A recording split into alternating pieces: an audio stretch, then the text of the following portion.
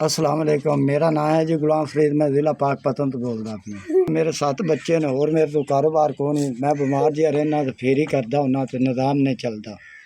स्वानी मेरे मैंने छड्डा होया है। 7 बच्चे ने, इन्हां दा पेट बड़ा औखा पालना। एक बेटी है कि केड़ी इन्हां नूं रोटी पका देंदी है कि मेरे 8 दिन हो गए स्कूटर खराब है कि रोज़गार तो बैठा तो नहीं बन रही है। एक टाइम बच्चे रोटी खांदे ने, एक टाइम नहीं खांदे।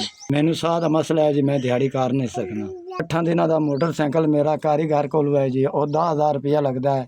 वो मैं लै लिया तो मेरे बच्चों का कारोबार चल जासी निज़ाम। मैं कमा तो लिया सा तो इन्होंने रोटी खुआ सा। 8 दिनों का मोटरसाइकिल कारीगर को पिया होया तो खुरजे घरे पई हुई है। ये मोटरसाइकिल बनसी तो मैं कारोबार करसा। एक टाइम मेरे बच्चे दिहाड़ी में रोटी खाते हैं, एक टाइम नहीं। हालात बड़े खराब हैं। मेरे को तो इतनी गुंजाइश नहीं, मैं मोटरसाइकिल चला लवां तो बच्चों का पेट पाल लवां। अल्लाह तो सिवा कोई आसरा नहीं।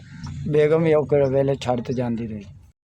SBS तुहाडा शुक्रिया जी, 5,000 रुपया मिल गया मैंने। हुण कारोबार कर अल्लाह पाक तुहानू घना दे। अल्लाह पाक तुहाडे कारोबार में बरकत पावे। तुसीं मां रमज़ान में बच्चों की रोज़ी का वसीला बने। अल्लाह पाक तुहानू घना दे। तुहानू अल्लाह ताला इतना दे तुसीं भी गरीबां नूं ट्रेन करदे रहो।